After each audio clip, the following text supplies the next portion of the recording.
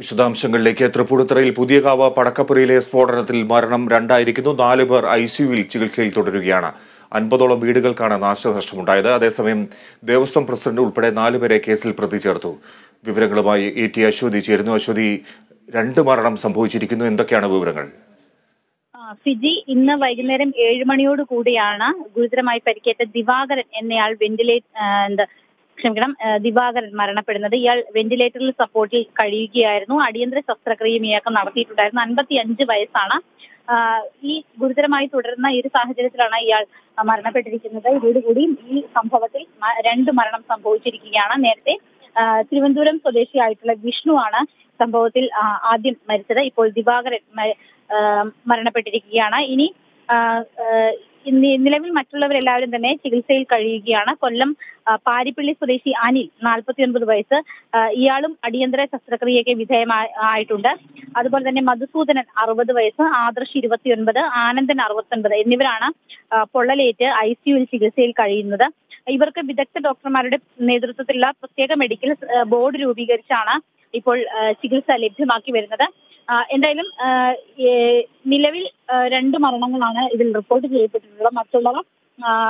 മറ്റുള്ളവരുടെ നില സ്റ്റേബിൾ ആകുമെന്നാണ് നമ്മൾ പ്രതീക്ഷിക്കുന്നത്.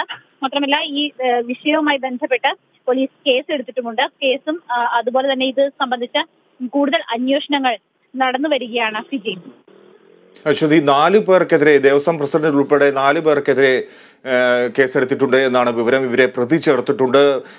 എന്ത് നടപടികളാണ് ഇതുവരെ സ്വീകരിച്ചിട്ടുള്ളത്? നിലവിൽ ഇവരെ നേരത്തെ തന്നെ ഈ സംഭവം നടന്ന ഉടൻ തന്നെ ഈ അമ്പല കമ്മിറ്റി ഭാരവാഹികളെയും അതുപോലെ തന്നെ ഇത് നടത്തി ഈ പടക്കം കൊണ്ടുവന്ന ആളുകളെയും, അതായത് വടക്കും ഭാഗത്തുള്ള ആളുകളായിരുന്നു, അവരെയും പോലീസ് കസ്റ്റഡിയിലെടുത്ത് ചോദ്യം ചെയ്യുന്നുണ്ടായിരുന്നു. അതിന്റെ ഫലമായിട്ടാണ് ഇന്ന് ഇത്തരത്തിൽ പ്രതി ചേർത്തുകൊണ്ട് കേസെടുത്തിരിക്കുന്നത്. മാത്രമല്ല, ഈ സംഭവത്തിൽ 15 ദിവസത്തിനകം റിപ്പോർട്ട് നൽകണമെന്ന ഹ്യൂമൻ റൈറ്റ്സ് കമ്മീഷനും മനുഷ്യാവകാശ കമ്മീഷനും നിർദ്ദേശം നൽകിയിട്ടുണ്ട്. കളക്ടറോടും സിറ്റി പോലീസ് കമ്മീഷണറോടുമാണ് ഇത്തരത്തിൽ 15 ദിവസത്തിനകം റിപ്പോർട്ട് സമർപ്പിക്കാനായിട്ട് നിർദ്ദേശിച്ചിട്ടുള്ളത്. അക്കാര്യങ്ങളും ആ നടപടികളും ഇതിനോടൊപ്പം തന്നെ നടക്കുന്നുണ്ട്. ഈ പ്രതി ചേർത്തതുമായി ബന്ധപ്പെട്ട ഇത്തരം ഒരു സംഭവം ഉണ്ടായപ്പോൾ അതിൽ കൃത്യമായ, അതായത് ഈ പടക്കം സൂക്ഷിക്കുന്നതിന് കൃത്യമായ ലൈസൻസോ മറ്റ് അനുമതിയോ ഒന്നും ഉണ്ടായിരുന്നില്ല എന്ന് നേരത്തെ തന്നെ വ്യക്തമായിട്ടുള്ളതാണ്. കളക്ടറും അത് സമ്മതിച്ചിട്ടുള്ളതാണ്. അത്തരത്തിൽ അദ്ദേഹവും അറിയിച്ചിട്ടുണ്ട്. എന്തായാലും ആ ഒരു സാഹചര്യം കൂടി കണക്കിലെടുത്താണ് ഇപ്പോൾ നിലവിൽ ഇവർക്കെതിരെ കേസെടുത്തിരിക്കുന്നത്.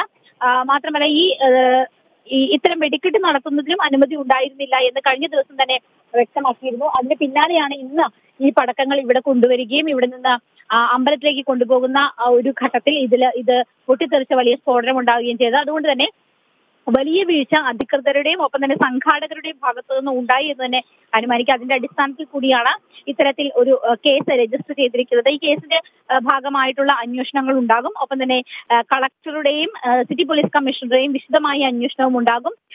ഇതിന്റെ എല്ലാം അടിസ്ഥാനത്തിലായിരിക്കും തുടർ നടപടികൾ ഉണ്ടാകുക. മാത്രമല്ല, ഈ സമീപ പ്രദേശത്ത് കേടുപാടുകൾ സംഭവിച്ച ഇടങ്ങളിലെ വീടുകളിൽ നിന്ന് ആളുകളെ മാറ്റിപ്പാർപ്പിച്ചിട്ടുണ്ട്. ആ വീടുകളൊന്നും തന്നെ വാസയോഗ്യമല്ല. നമ്മളിന്ന് ദൃശ്യങ്ങളിലൊക്കെ തന്നെ അത് വ്യക്തമാണ്. ഏകദേശം 50ഓളം വീടുകൾക്ക് കേടുപാടുകൾ സംഭവിച്ചിട്ടുണ്ട്. അതിൽ തന്നെ ഏകദേശം 25ഓളം വീടുകൾക്ക് വലിയ രീതിയിലുള്ള കേടുപാടുകളാണ് സംഭവിച്ചിരിക്കുന്നത്. ഫിജി, ശരി അശ്വതി, തൃപ്പൂണിത്തുറയിൽ പടക്കശാലയിലുണ്ടായ സ്ഫോടനത്തിൽ മരണം 2 ആയിരിക്കുന്നു.